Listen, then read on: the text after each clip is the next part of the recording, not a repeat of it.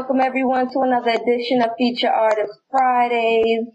Sharita DaCosta here with Synergy Consulting LLC for all your artist marketing and branding needs. We got DJ Oowop on the line today. How you doing? What's going on, everybody? How y'all doing? Where you from? I'm from Cincinnati, Ohio, man. I'm born and raised a little bit in Beaver Falls, PA, you know what I'm saying? And moved to Cincinnati, Ohio in 1983. And, you know, from there on, man, this is where I reside. What's the scene like out there for independent artists? Well, I mean, you know, as every city may cry, we got a lot of talent here, but, you know, in my opinion, I think the city has got a black eye on it for the simple fact that, you know, ever since James Brown era, and all the live bands, you know, such as Bootsy Collins and everybody else, we haven't been able to make it out, you know, out to the regular world, you know, the big world, so everybody can see what kind of talent we got in Cincinnati. Got it. What style is most prevalent as far as hip hop goes? What style is most prevalent? I would say like maybe, you know, would it be the Jeezy type of sound or you know, what's well right now music like? Right now the South is hot everywhere, you know, and you can say Cincinnati, we got our style, but we sort of a trendy city, so to speak, you know what I mean?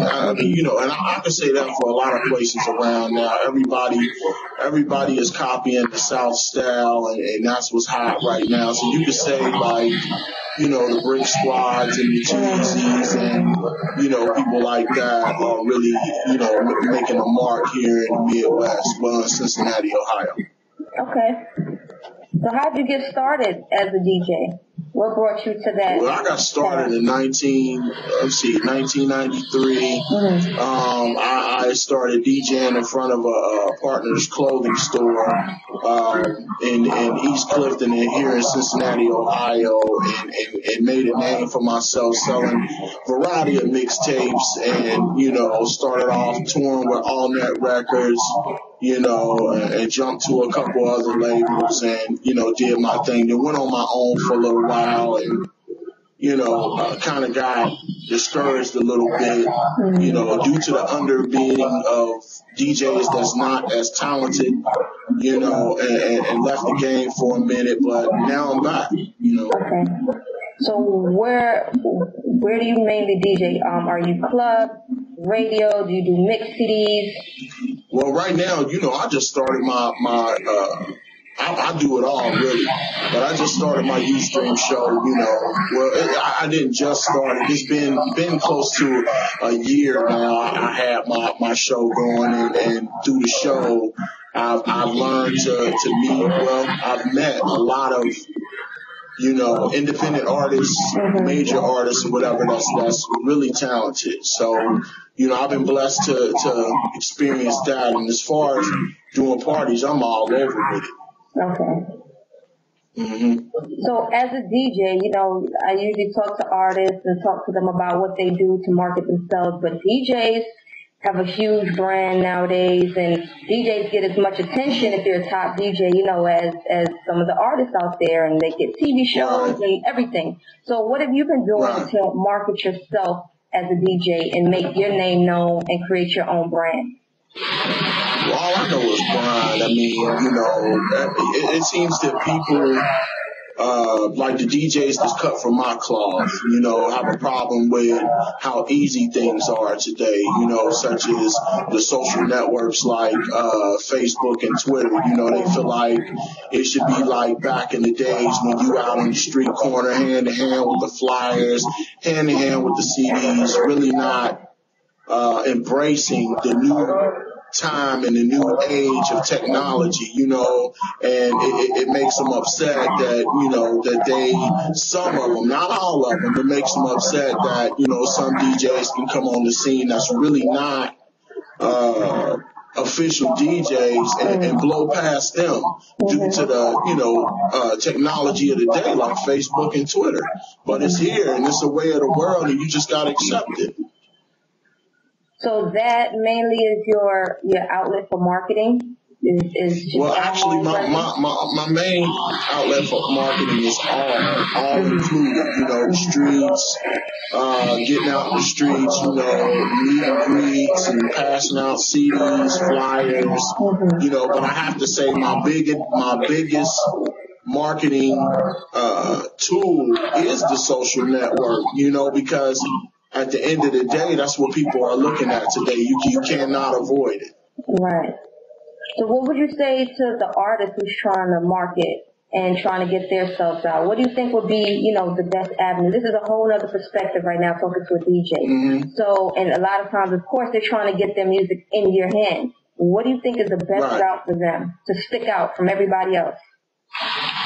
Well, first, if a DJ likes your music and they approach you, you need to listen and understand what that DJ has to say to you. Like if that DJ is guiding you to a situation that's going to get your product to other DJs, like in the hundreds, I suggest that the artist listen to that DJ, and understand what that DJ is trying to tell them, because a lot of artists are, trying to take the back road to just, straight to the corporate people, but they're going to ask you at the end of the day, what DJ is spinning your records on what show, whether it's a mix show, whether it's radio, it doesn't matter. They want to know what DJ is spinning your records. So, I would say to them, man, you got to go to the DJs first. Right. So here's a real reality check for a lot of artists. Let's say out of 100 new records that you get, what would you say is about the percentage of records that you really say out of 100, is really hot? Well, I would say out of 100, to be honest, since the sound is just so trendy today, I would say it would be in a good 10 percentile, because people are scared to dare to be different these days, being that they feel like cats won't follow them or people won't buy their CDs on iTunes or whatever the situation may be. They don't follow their heart. They follow what's going on today.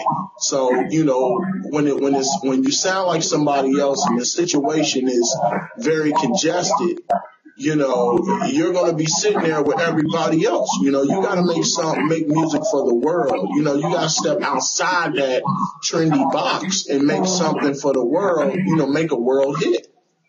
That's why I said reality check. I didn't even know what your number was going to be, but the fact that everybody thinks, their album is hot, and when it comes down to it, people need to realize they have to take the time to put quality work into their music, and no, not everything is hot, as you said, and that's the sentiment of a lot of DJs, a lot of on-air personalities, a lot of labels.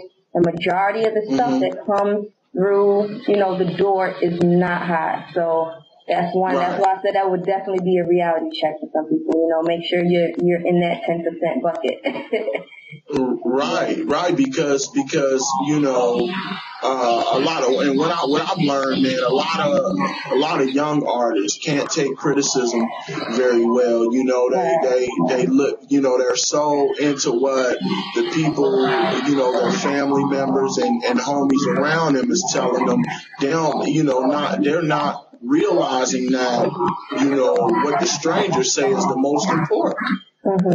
Because those are the people that don't know you, that's going to love your sound, that's going to eventually become a fan and support your movement. Right. That's all great advice, and it was great talking to you. We're going to put up all your links for your Ustream page so everybody can go tune in and check out what you got going on, right? You want to give any shout outs? Can I give a quick shout out, please? Sure.